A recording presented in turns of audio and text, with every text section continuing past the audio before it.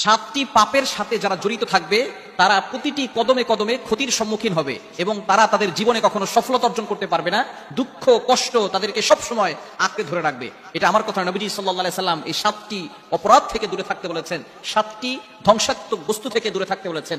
বুখারী শরীফের 2766 নম্বর হাদিসের ভিতরে রয়েছে। হযরত আবু হুরায়রা রাদিয়াল্লাহু আনহু তিনি এই চমৎকার হাদিসটি বর্ণনা করেছেন। নবীজি সাল্লাল্লাহু আলাইহি সাল্লাম একবার বলা শুরু করেছেন সাহাবায়ে কেরামকে সামনে রেখে, ইজতানিবু আস-সাবআল মুবিকাত, অবশ্যই তোমরা বিরত থাকবে সাতটি ধ্বংসাত্মক বস্তু থেকে। এখন সাহাবায়ে কেরাম তো সবসময় জানার জন্য আগ্রহী থাকতেন।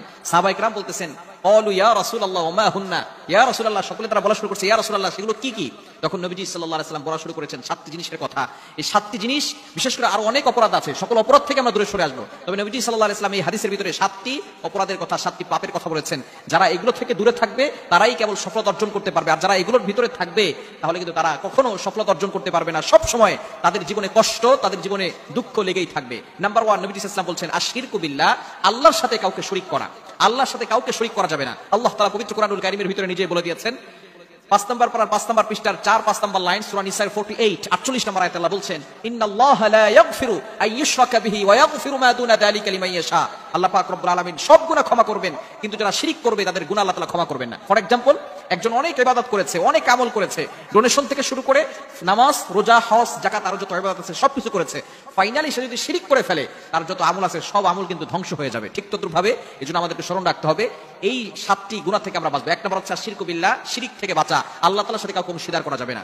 নাম্বার 2, দ্বিতীয় নাম্বার হচ্ছে আস-সিহর, জাদু করা, ব্ল্যাক ম্যাজিক করা, জাদুটোনা করা, কুফরি কালাম করে কাউকে ক্ষতি করার চেষ্টা করা, এটা আল্লাহ পাক রব্বুল আলামিন পছন্দ করেন না। যারা এটা করবে তারা অবশ্যই ধ্বংস হবে এবং তারা তাদের জীবনে বিপদ টেনে আনবে, কষ্ট দুঃখ টেনে আনবে। এজন্য দ্বিতীয় নাম্বার হচ্ছে সিহর করা, জাদু করা। 3 নাম্বার হচ্ছে অন্যায় ভাবে কাউকে দুনিয়া থেকে বিদায় করে দেওয়া, হত্যা করা। খবরদার, এটা কখনো করবেন না। বিশেষ করে অনেক দেখা যাচ্ছে তার মতের সাথে আমার মতের মিল নাই, তার দলের সাথে আমার দলের মিল নাই। আপনি আপনার নেতার কথা শুনে আপনি একজন নিরীহ মানুষকে দুনিয়া থেকে বিদায় করে দিলেন, কেন তাকে মারছেন সেটাও আপনি জানেন না। অবশ্যই আল্লাহর কাঠগড়ায় কিন্তু আপনাকে জবাবদিহি করতে হবে। মানুষের উপরে জুলুম করা এটা আল্লাহ কখনো সহ্য করবেন না।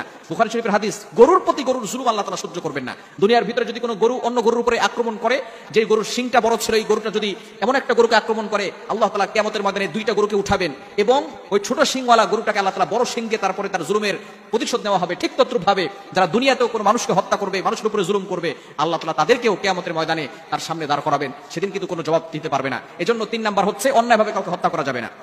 4 নাম্বার সুদ খাওয়া, যারা সুদ খায় সুদ খাওয়া যাবে না। 5 নাম্বার যারা এতিমের মাল ভক্ষণ করে। 6 নাম্বার, এটা খুবই গুরুত্বপূর্ণ বিষয়, সেটা হচ্ছে যদি জিহাদ হয় জিহাদের ময়দান থেকে পালিয়ে যাওয়া। এবং 7 নাম্বার হচ্ছে সতী নারীর